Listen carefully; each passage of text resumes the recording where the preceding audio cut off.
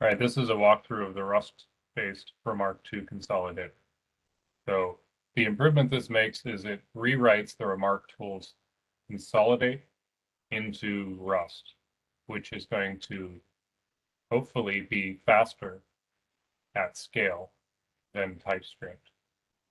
Now, quick walkthrough of what Consolidator does. First, what does RMRK do? RMRK just tags the blockchain with different remarks that are in some kind of format.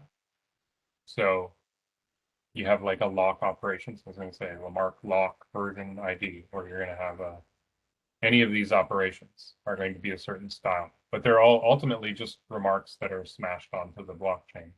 So once we put them there, we need to get them off the blockchain. That's what fetch does. So when you fetch it, it pulls it down into a raw format. And then you use the consolidator to turn that format into a digestible, a thing that a front-end interface might be able to use. An example will help.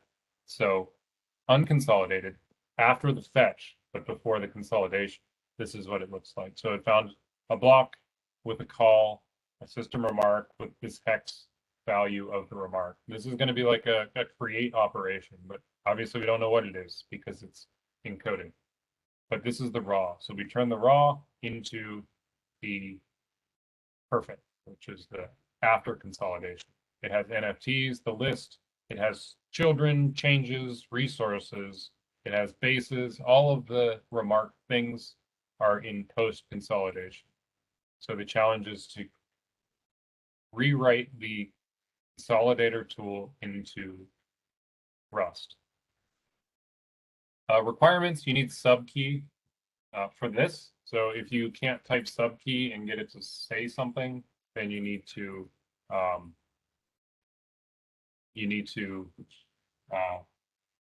install subkey, and that's linked here. You also might be better off installing Rust itself. You could probably use the distributed binary that's here, but you'll be better off, especially if you want to make changes, just installing Rust.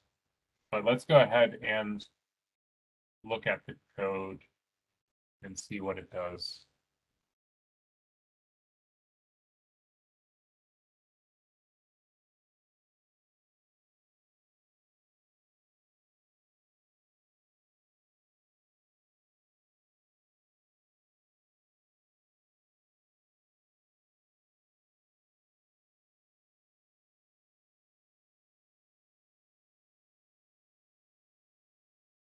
All right, so we have a main file. The main file is going to be where it sort of dispatches everything. It does some argument parsing, and then it sends the various remarks to their various handlers. So if it's a burn operation, it goes there. If it's base, it goes there. If it's accept, it goes there.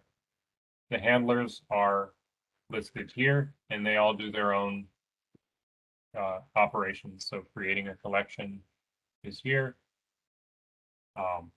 So yeah, that's the basic setup. We also have tests. So the tests are just going to be raw. These are the post fetch, but pre-consolidation things. So we can feed these into the consolidator, and it should give us some output that looks good.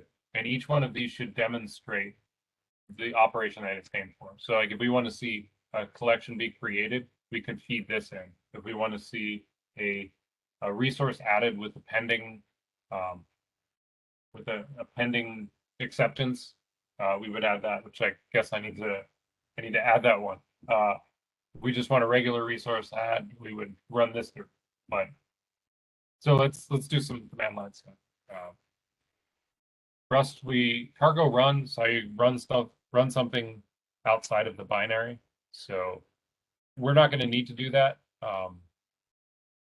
after showing you, but I'll just show you how to build it itself. This is going to be slower than running it through the binary, which is what we're going to do, especially at scale. But for demonstration and testing, we can just use cargo run. Cargo run is going to fail, and that's because we didn't pass it an argument. The cargo run -- help will give us the input. We need the input file, and we don't need an append, but it's an optional argument. So if we just give it an input, then it's going to give us consolidated whatever that input is back. If we do give it an input with append, then it will attempt to append it, and I'll demonstrate that in a second. But we're better off running it as a binary. It's going to be faster. After building it, it's going to be faster. So we'll go ahead and do that, and we also will have fewer dashes to confuse us.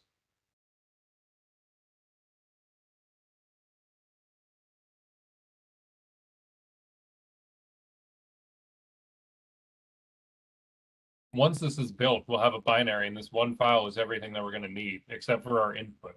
So we won't need to care about anything else except for the binary.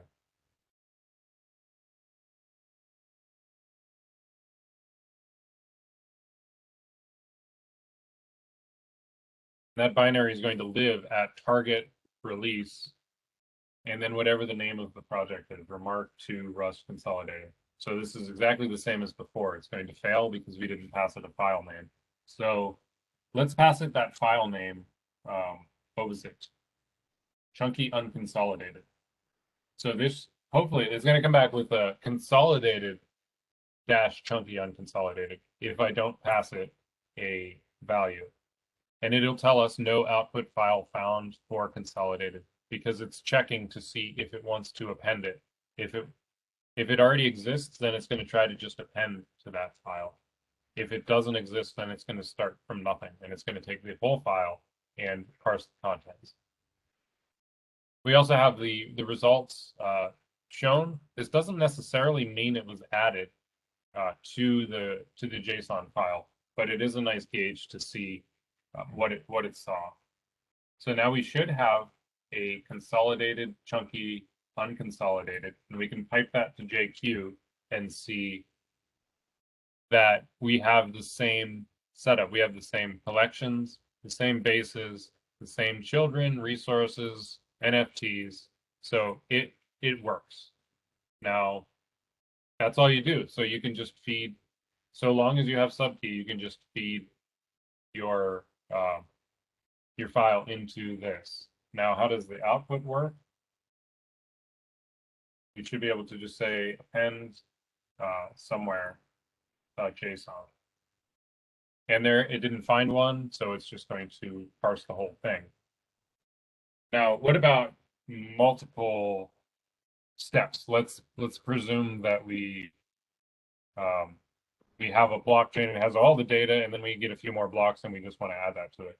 So we can sort of mock that by manipulating our chunky unconsolidated. So I'm going to copy and paste this, and I'm going to rename this to more.txt, I guess, and the chunky unconsolidated. This is going to be the less. So the more we're going to run second, this is going to be our final thing. The unconsolidated, the chunky unconsolidated, we're going to chop this off. So we're going to take off like these last 5 blocks and pretend like we only got to this point.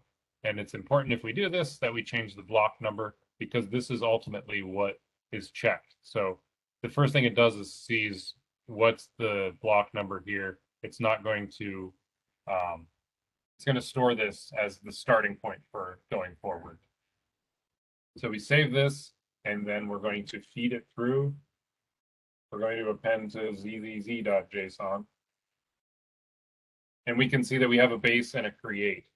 At least it's reported. Let's see what it looks like. zzz.json, and we've created our base and we've created our collection. That was the first 2 things that were done. Now let's say time has passed and we have some more blocks. So let's feed the rest of this. This is our updated bit comes from more.txt, and we're appending it to the same file. So it shouldn't override things. It'll just add to it. And it says output was found. It says the latest block is 11, so it's going to parse anything that's greater than or equal to 11. So it should just be, I think it's just greater than 11. And there, so we have all of the operations that were done. And again, this is over everything. It doesn't mean that we didn't create a new collection, which we can see here. This again now is the same thing as before. It was just done in 2 steps, but it didn't create a new collection or create a new base. It used the old base and used the old collection. There's the capacity for debug logging. There's a few debug logs, which you can do rust_log equals debug and then run. And you can see some debug logs. You can also see that if we want to run one of the tests,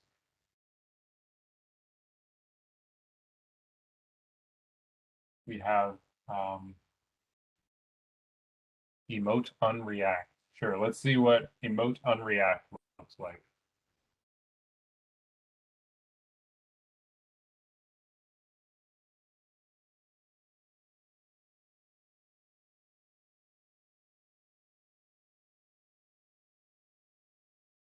Emote unreact.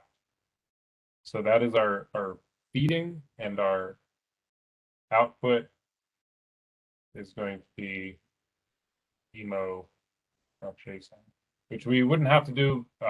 We could just, if we didn't pass it, it would just be consolidate emote, and it would be inside this test folder. Okay, so we have this. It was a create, a mint, and then 2 emote operations, and let's see what it looks like. Emo.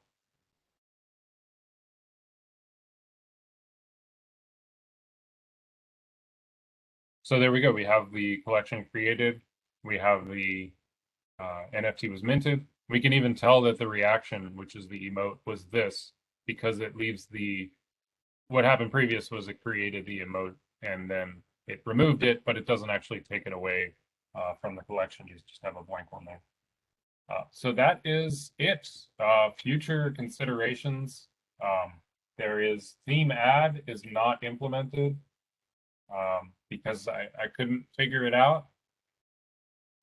And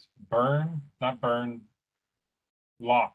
Lock was another one that I didn't know how to properly implement it. This one's certainly going to be not too hard. It's just a matter of how. There's certainly some improvements, and anyone that knows Rust, I urge you to give me feedback because I did have some challenges along the way, particularly the difference between a string and an str.